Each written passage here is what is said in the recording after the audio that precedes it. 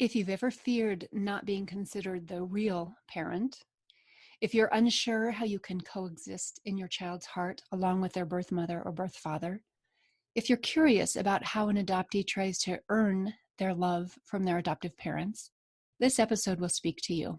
Sara Easterly, adoptee, mother, and writer, takes us into the secret fears and desires of an adopted child, and she does so with gentleness and grace. Welcome, everyone, to this episode of The Long View. This is a podcast brought to you by the people at adopting.com. I'm your host, Lori Holden, author of The Open-Hearted Way to Open Adoption and longtime blogger at lavenderluz.com. I'm a mom through domestic infant adoption to a daughter and a son now in their late teens. And let me tell you, it's been a ride. Think of any road trip you've taken. There are ups and there are downs, and it's always an adventure. You're always glad for the trip, and afterwards you might on occasion end up thinking, if I knew then what I know now. Regarding your adoptive parenting journey, we aim to help you know now. Our guest today is Sara Easterly. I'm so excited to have Sara here. She came on my radar earlier this year and I got to meet her at a book signing. We are going to talk today about the one thing that can grip the heart of an adoptive parent with a fist full of fear.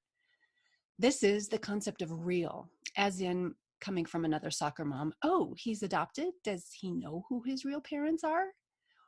And also incoming from your beloved child. You're not my real mom, which cuts even deeper. So Sara Easterly is an adult adoptee. She's the author of the award-winning Searching for Mom, a memoir. It won the gold medal of the Illumination Book Awards. I believe she's won 2 subsequent awards, including one just recently. Sara's essays and articles have been published by Dear Adoption, Psychology Today, Feminine Collective, Her View from Home, Godspace, the Neufeld Institute, and the Society of Children's Book Writers and Illustrators. Sara is on staff with the Neufeld Institute, which studies attachment and child development. Sara is also a mom with 2 tenacious daughters and the daughter of 2 amazing moms, both her adoptive mom and her birth mother.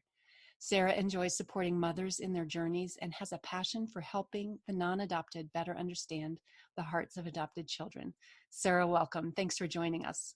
Thank you so much, Lori. I'm so happy to be here. Oh, so happy to have you. Tell us briefly your story of becoming an adoptee, the parts that you're able to share. Sure. Well, I was adopted when I was 2 days old, and I was born in Billings, Montana. My adoptive family had connections there. My aunt and uncle lived there. It was a domestic, obviously private adoption that took place in the 1970s. I'd been always told that it was a gray market adoption. I never really knew what that meant, other than I knew my story that I was brought to my aunt and uncle's house in the middle of the night where my mom and dad were waiting for me. I did love that story. It just sounded so kind of exotic and exciting. And I guess I've always been a writer at heart. And so stories like that were always kind of fun and captured my imagination. And that was most of all I knew about my story. Up until my reunion, I had been told that my parents were 15, and it turns out that wasn't the case, but that is kind of where my mind had been. They were a little bit older. My birth mother was about to turn 18. But then now that I'm in reunion and in an open relationship with my birth mother, there's more to the story. The OB who delivered me was kind of known as the go-to guy for what I'm putting in air quotes that you can't see as the unwed birth mothers at the time.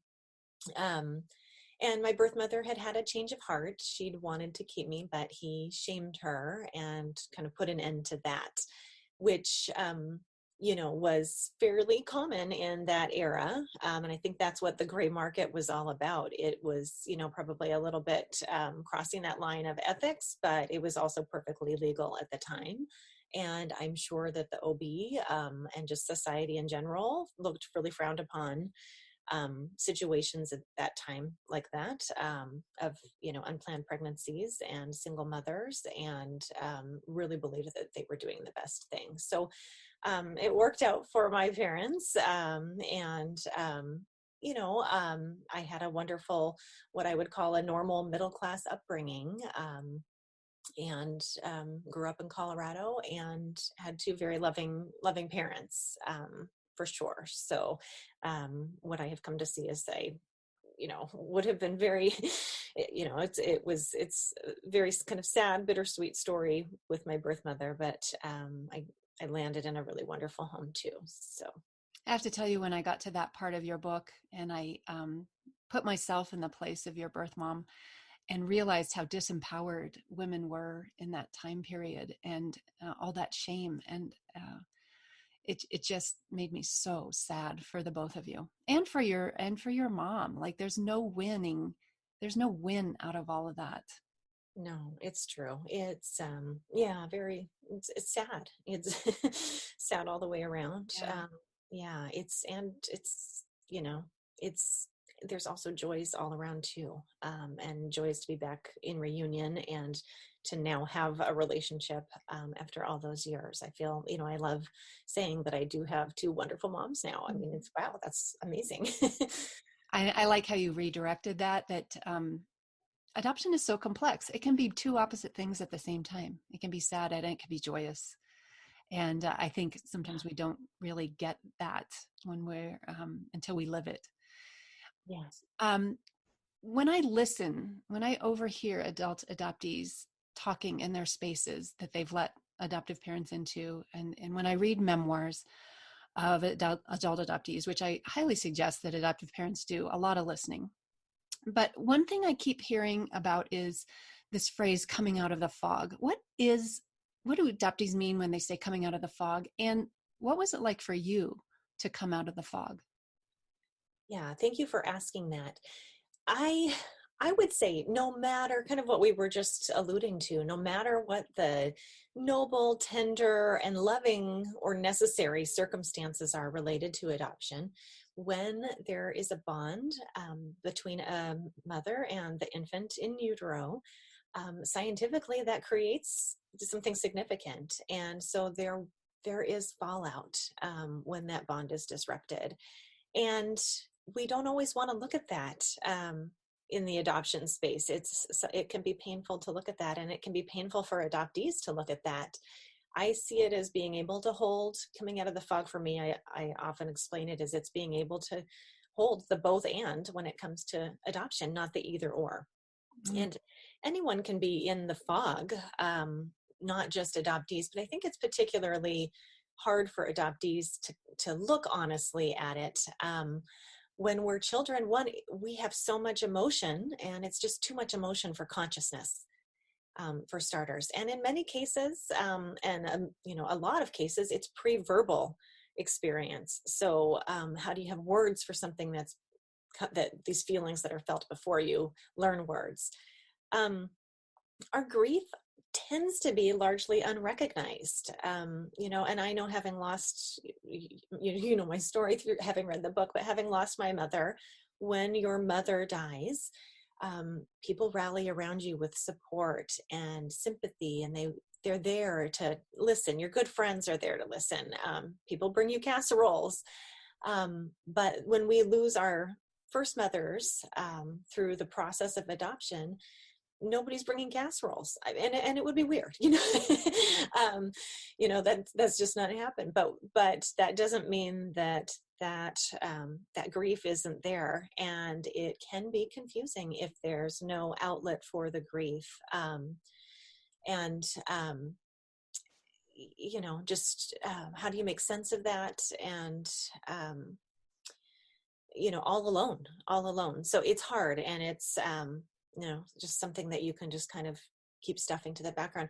The third thing I would say about it is that many of us as adoptees become like incredible people pleasers, which I know is kind of an existential that a lot of them go to. But I think after we've lost our first mothers, we can work so hard unconsciously. We don't know we're doing this. This has taken an adult perspective to go back and fill it in, but we work so hard to keep our next mothers close. We want to take on their beliefs, or what we perceive to be their beliefs, even if they're not pouring the beliefs in what we think those beliefs should be. We assume, because we want to keep our parents close. We've got to. It's, our brain is doing that for a reason, for survival. And I want to ask you more about the good adoptee, but before we get off of coming out of the fog, I wanted to ask you if developmentally, is there a time when that processing starts to happen? Does it happen for everyone? Is there something that triggers it? Is it an innate curiosity for people who do come out of the fog and some who don't come out of a fog? What do you know about that? Well, I developmentally, I was slow at it, so I'm probably not the spokesperson. I mean, when I see adoptees in their 20s who are much further along, I'm like, oh my gosh, that took me till 40. So, I think as adoptees, you can kind of anticipate an extended adolescence with us. And when that adolescence is going to end, it depends on so many factors and how deep those wounds are and how repressed they are and how much room and space there was given for them to unfold. Many adoptees will say, and obviously not all adoptees choose parenthood, but many of those who do will say that becoming a parent starts to pull them out of the fog. And that's for sure what happened for me. That was definitely becoming a mother. And I waited until later in life to become a mother. So that, maybe had I done that sooner, then I might have come out of the fog a little bit sooner. But it was for sure becoming a mother that. And is that because of the biological ties that you have with this human being and seeing somebody who looks more like you and all of that? Yeah, exactly. I think, there were three things. I think that was for sure the first one, is just this first time, this inaugural window, seeing my genes and studying the first traces of my very first blood relative, and just, really pondering genes and who we're related to, where our different traits come from, how we're connected to our family members. I had a lot of frustration around that because my daughter, everywhere we went, people were saying she looked like my husband. And that frustration just kept building because I didn't realize at the time why it was so frustrating, but I needed her to look like me. I needed to see some genetic mirroring in my family member. The second thing I would say about how motherhood for me started to pull me out of the fog was that it forced me to question a long-held belief that I had that I didn't like babies. I was very reticent about becoming a mother. Just kind of, we didn't talk about it and it just sort of happened. And I think looking back now, that's because I just had such weird mixed feelings about babies. When coworkers would bring them into the office, I'd kind of just have interest, oh yeah, cute, and I just wasn't interested. But I think that all went back to myself as a baby. And I didn't want to face the fact that babies were precious. I think there was a story I had told myself that I wasn't precious enough to keep. And so babies in general, it was easier just to kind of say, oh, babies aren't anything special, than to actually realize I was one of those too, and I was special as well. So that, and then you can't hold your own baby in your arms and deny that that's a precious being and a miracle and something so outstanding. So it just kind of started to shift that story. I'd that false story I had about myself. Mm. And then there were other flawed beliefs that got questioned and challenged as well. And some of them just the nature of adoption too. But, one, I think, just I went into parenting deciding, okay, my kids are never going to have any wounds, which, I had wounds. So I wanted to make sure my kids weren't going to suffer. And I think, a lot of us go into parenting that way. I started doing it. I did attachment parenting via baby wearing, and I was kind of looking at it almost as a checklist or a job that I was trying to master. And then just kind of kept learning some lessons. My youngest daughter would just pull my chin and kind of want to look deep into my eyes. And here I'm thinking I'm doing it all right, and yet I'm missing something really significant, and that is connection. And I think I had this false belief because of the nature of adoption that mothers are replaceable. That's a little bit of the, it's not an intended message of adoption. Nobody ever just wants to outright say that, but that was a message I had that carried over into myself as a parent. But I kind of realized, no, mothers aren't replaceable like that. Obviously, I still thought and wondered a lot about my birth mother, and that didn't negate the fact that I had a wonderful mother, my adoptive mother, but they weren't It's the both replaceable. and again, right? Interchangeable. Exactly, exactly. And it really started to teach me too that loving deeply is really challenging for adoptees. We're afraid the rug's going to be pulled out from underneath us. Our brain has learned that and responded accordingly just to protect us. And so it is a default especially in our closest relationships. And it's heartbreaking that it also extends to our children, but it's just that fear of intimacy. And it takes a lot of work for me. It's continual work for me to unlearn that, those flawed beliefs that I just took on. No one taught me these things. It just is what my brain did. So for you, the fog clearing brought, made you question some of the really tightly held beliefs you had that you didn't even know were beliefs, like you weren't worthy at the beginning, that mothers are replaceable, and that everything could change like that. Is Yeah, that kind of what coming out of the fog can be? absolutely. Yeah, that's what it was for me. And so And it makes sense then that you don't want that second mom to disappear too. So you have to be really good. You have to be worthy. You have to be good. So let's talk about, and you do this in your book, what a good adoptee does. What can we equate being a good adoptee with being a healthy person? Um, well, yeah, that word good is so charged. It's tricky. And that comes from Betty Jean Lifton. That's a phrase she termed. And when I learned it, I thought, oh, that's it. That she knows. She knew what she was talking about. For me, it was always trying to measure up, trying to stand out, to be good for my parents, to be good for my teachers, wanting to be better and best, and working to win love, proving my loyalty and devotion, saying the things I thought my mom wanted to hear. So from the outside, when anybody's doing that, it's hard to look at that as unhealthy, because it's who doesn't love a well-behaved child? I mean, I think my children are not adopted, but I think all the time, gosh, I wish they were robots. Like, it would be so much easier. I hear you. Yeah, I mean, it would, and society needs and thrives on this too. I mean, that's how our society, it works when we're all being good. It serves everybody. So it's not to say that we want to groom, I'm putting in air quotes, bad. I don't think there's any bad children, but it's not that we want to groom bad children.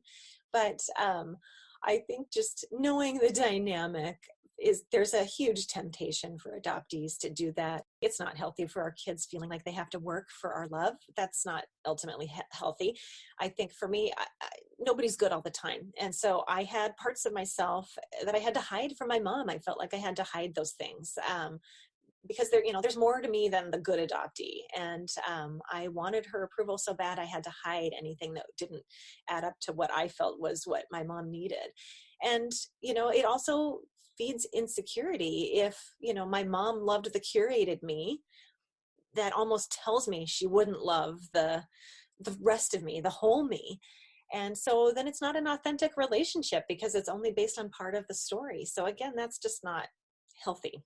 This kind of ties back to the both and concept as well. You wanted to be loved for all of you, the air quote good and the air quote bad.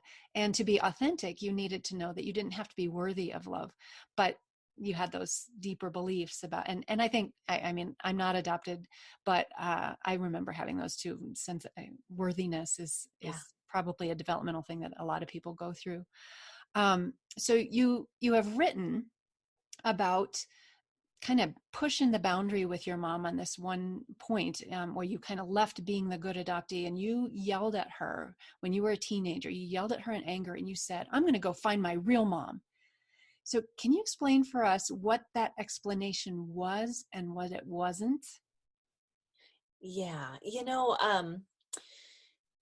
Oh, yeah, my poor mom. Like, and I'm bracing myself. My kids are on the verge here of adolescence, and I'm like, oh gosh. I mean, I remember at one point my mom saying, "Someday I hope you have two teenagers just like you, and two teenage daughters." And I wish yeah, I'm sure she's laughing. But yeah, that is real mom is something that's so complicated, and I think any teenager, there's a few aspects to this that I want to speak to. I think, most teenagers, we got to find out what those pain points are for our parents. It's just part of our process, and get there. We got to cut to the quick sometimes. And for me, I'd learned that telling my mom that I was going to leave and go find my real mother were words that had a lot of power. And she reacted with hurt feelings, and so the words were in fact powerful. That didn't feel good after the fact. These are things, when you've got this brain that's going primal and developing in adolescence, you don't think through very carefully. It didn't feel good after the fact. And I wasn't always using those words as a weapon. I didn't, deep down, I never really, I say that now kind of as an adult. I wasn't intending to hurt her. I didn't want those words to be a weapon. But at the same time, when I say I wasn't intending, they were coming without conscious thought. It was coming from an unspoken place of longing, and since infancy, for my birth mother, and feeling the pain over the very real feelings of relinquishment. So I I think what's hard about that, that I've seen, is that it's really hard to not take that personally when you're an adoptive parent. I think it can kind of gnaw the confidence of, and for my mom, it was upsetting. She packed my lunches every day. She showed up at all my meets. She was there engaging with my teachers and working in the classroom, doing always the room mother, the room parent, and standing by me through struggles with friends and boyfriends, which of course there were a lot of that kind of adolescent kind of drama and stuff. And so those things were absolutely true. My adoptive mom was amazing and just as real. But I think a lot of the real mother goes back to the unrecognized and hidden grief that adoptees have when it's not acknowledged. That grief that I kind of spoke to earlier, and the first mother are kind of treated as if they don't matter. Then I think a lot of adoptees feel this need to have a response to that this is real, because it is real. It's a real dynamic that those mothers are real mothers, the first mothers. And so it's an unintentional, I think when it's not acknowledged, it can be an unintentional way of gaslighting.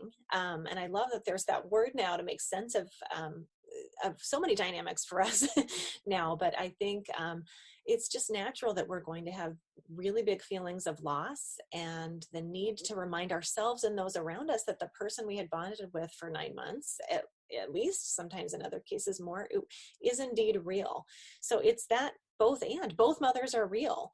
And I think it can be, a little bit of a sticking point for parents, that if they feel the need to keep defending that they're the real mother, then it can lead to the child, almost to a point of obsession, needing to protect that realness. And, it can turn it into a competition when it doesn't need to be. Having two mothers should be a recognized and important part of the adoptee's story. Yeah, and from the adoptive parents' side, it does take a certain amount of healing and strength to be able to withstand being told or hearing, not being told, but hearing that you're not real, or that you're less than, because that's sometimes the translation that happens in our brains when we hear that, when maybe that's not what was meant. You're just looking for validity, and the opportunity to claim and be claimed by both of your mothers, both of your fathers. Yeah, And that exactly. doesn't diminish one. Yeah, exactly. So, yeah. You shared on my blog in a guest post one time a brilliant reframing, and I'm going to read you this quote. You said, "I wish my mother had paused to realize the inherent compliment I was giving her when I mentioned finding my real mom. I felt safe enough with her to lash out in anger, but more importantly, secure enough in her love to reveal my inner deep, usually very private feelings. The person closest to me was my adoptive mom, after all, and I relished sharing myself with her. My deepest yearning was for my adoptive mother to know and love me, all of me. So there's a couple things in there. One, that it was a compliment, that you were willing to be vulnerable with her and show her your true feelings in that moment that came from a maybe even subconscious place. And then the second one is that you wanted her to love the both and of you, all of you. So Yeah. can you what do you think adoptive parents can take from this? I think I think the biggest thing is just that reminder not to take your child's feelings personally. It's not about the feelings, the emotions are not about you. And again, I mean, back to just especially adolescence when a lot of this starts to bubble up, I think, just remembering it's normal developmental adolescence in some way too. But with adoptees, this is what kind of tends to come up. So, I think stepping outside of ourselves and seeing our children for who they are, seeing the immense grief and the frustration that's behind the attacking energy is an opportunity for the relationship to progress to a deeper level.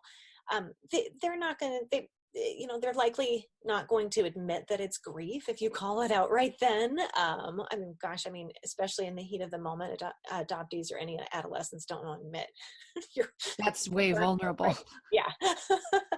But I think just the fact that even if you know that, and it's what you see, it will reframe your perception and I think influence the way that you react. So I think being able to see that will really go a long way in not taking it personally, because all adolescents are filled to the rim with emotion, and especially adoptees, and they don't always make sense to the children and adoptees who are spewing those emotions out.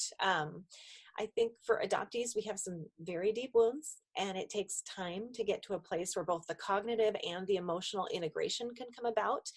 And it's not all at once. And I don't think it's possible until reaching the maturity on the other side of adolescence. And again, like I said, I had an extended adolescence. So, Dr. Gordon Neufeld, who you mentioned, a child developmental psychologist, he often says we all grow older, but not everyone grows up.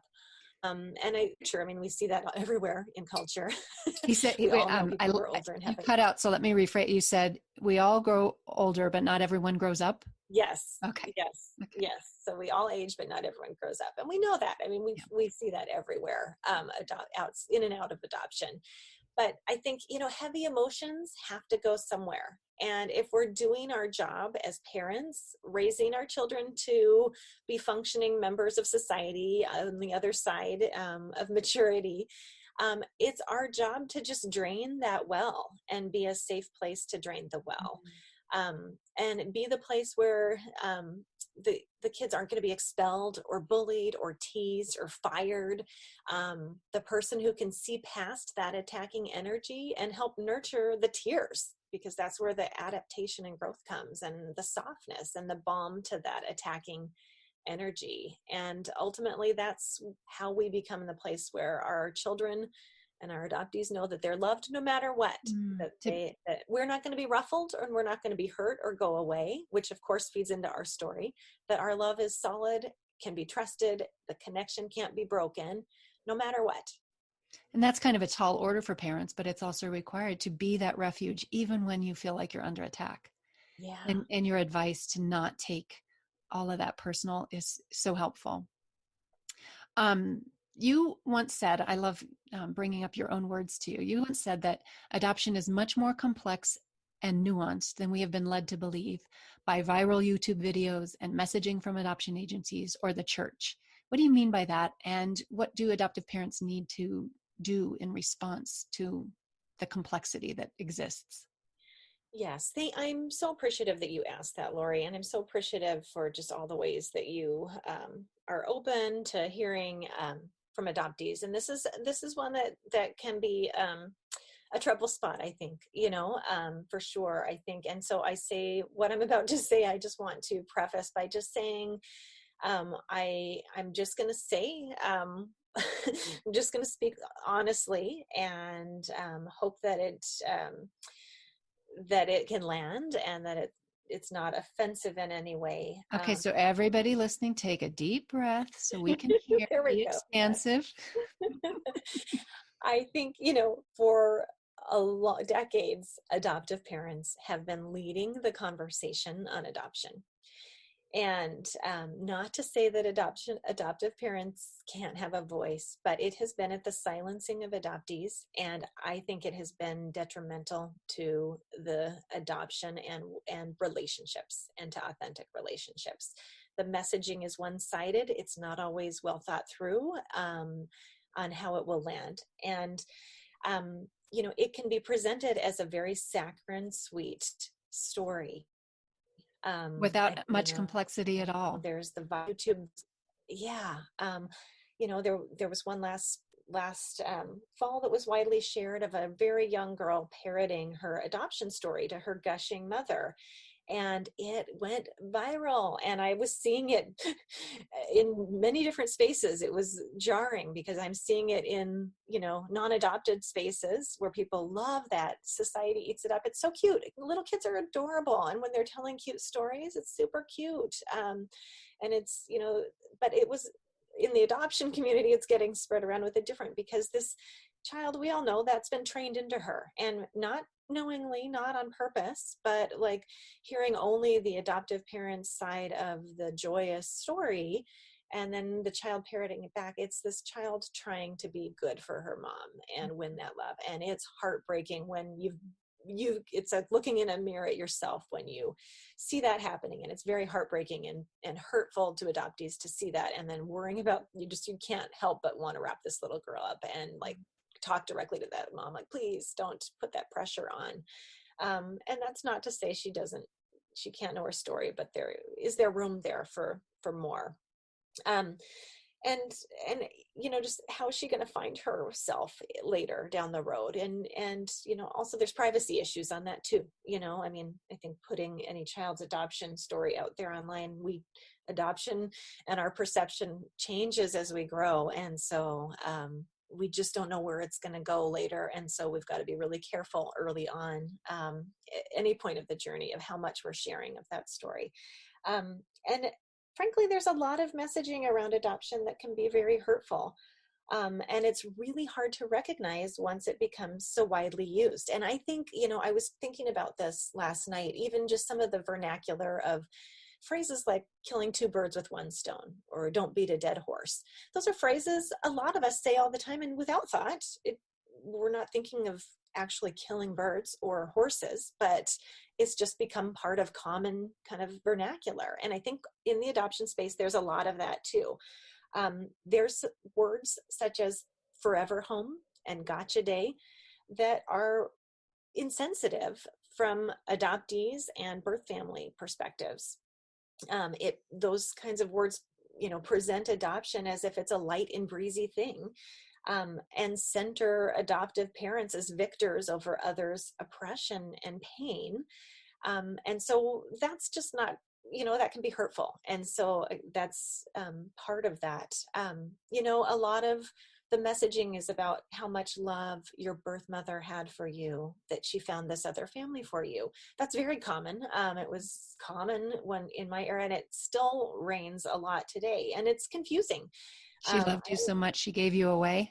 Right. Yeah. And, I think that's carried over into my marriage as an adult. Means leaving. That's how it lands. Like, love means leaving. And so, my poor husband, I'm constantly looking for the exit doors. It's really hard to be like serious about love. From the adoptee point of view, if we really pause to consider an adoptee's, voices were more out there, then we would be a little bit more careful about ramifications. I know we don't want for our for our children. Nobody wants to, help to have a hand in that. Another one, this was just said to me the other day, so this is fresh. I had someone say to me, adoption is the most noble thing a parent can do. and so it's that presentation of the adoptive parents as saviors, and saving this child from doom and gloom, whatever the other situation was. And certainly sometimes that is the case, for sure. But it's also presenting it as one-sided. If it were 100% about the child, then family preservation and socioeconomic programs to support struggling mothers would be a higher priority as well. So it doesn't mean that adoption doesn't save children, but it just means that we have to remember not to water down that mainstream messaging so much, where it makes it seem so simple and straightforward, because there are benefits all the way around. And yeah, I guess a theme of our conversation, the both and. Exactly. Yeah. And then, back to the church. I mean, the church, I grew up in the church. And so I heard a lot of talk about how adoption and my adoption was God's will, and how I was God's gift to my family. And these are things that I know are true for the parent's perspective. And I believe, with my faith, I have come to believe, I think, God has been taking care of me all along. But I think being overly effusive about God's divine plans when it comes to adoption just, again, discounts the loss and the first family struggles. It just, without meaning to, it sends a message about that first family that isn't honoring to the first family.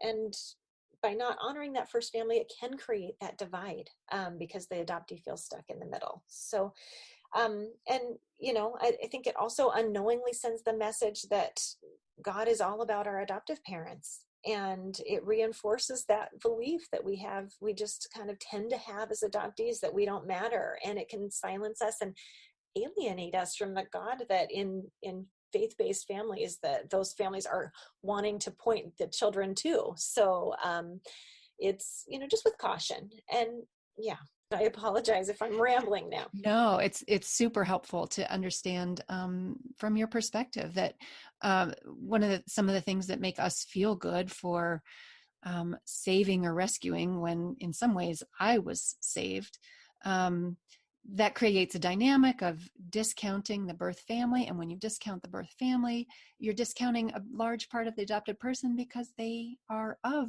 the birth family. So Yeah. there's so much more behind the platitudes that we see on those YouTube videos, Yeah. viral ones, and what we see on adoption agency sites, and what we see, what we hear from the church. Then there's a lot more behind it that needs to be thought about before we start perpetuating the simple stances. There's a lot behind it. I always ask my guests to boil down the best piece of advice that you have for adoptive parents about the long view. So what is yours? I would say, again, it's the theme. I would say, do your best to get comfortable with the complexity of adoption.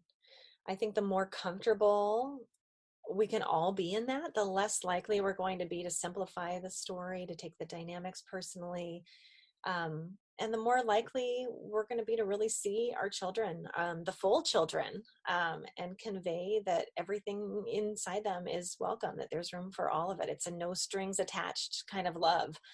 And just reinforcing that no matter what, you're never going away. And that's just opening the door for trust and authenticity. I think, I would also say, just play a listening role like you're doing right now. If you're still listening here, and like Lori, you're doing, listen to adult adoptee voices. And we're not always easy to hear. And, I will speak for myself and others. Sometimes there's still some anger under there and some of that attacking energy. And so, I think before discounting it, just keep listening to lots of different sources, and it'll be easy to sort out what is and isn't relevant. I think often we tend to be discounted if the specifics of our adoption aren't the same, or, any number of reasons to discount, oh, that's not the case for me. But just if you keep listening over time, what should be relevant and what could be relevant later will bubble to the surface. So, every story is different. And so I think just, hang in there. hang in there. And I think, I will say my mom and I mean, I've the full story, Lori, through the book, but um, I will say my mom and I, we got there. We got to a place of really deep love and connection, but it did take a long time, and it makes me really sad how long it took. It didn't happen until my mom was dying, that I was able to fully trust that she loved the whole me. And I never even really fully tested that until she was dying. And that just makes me sad. And so I do have a strong wish for more authentic relationships. So I say, just, there's always hope. Persevere, keep the faith, keep going. And I do believe it can get there, and I really hope it does. Mm. I'm watching you being privy to the story of you and your adoptive mother, and the healing that happened with all of that was just wonderful. I so enjoyed reading that. So we are going to put show notes, information about how to reach Sara into the show notes. You can find her at saraeasterly.com. Sara does not have an H on it. And we'll have a link to her book. And Sara, I just want to thank you so much for sharing your heart today and helping all of us better understand your experience and what adoption feels like from your perspective. Lori, thank you so much. And thank you so much for the work that you're doing through this show. I'm just so excited about it and honored to be a part of it. Thank you. I think my biggest talent is finding fantastic guests. So thanks all of you for joining us. With each episode of Adoption, the Long View, we bring you guests that will expand your knowledge of adoptive parenting. Please subscribe, give this episode a rating, and share with others who are on the journey of adoptive parenting. Thanks to each of you listeners for tuning in and investing in your adoption's long view. May you meet everything on your road ahead with confidence, capability, and compassion.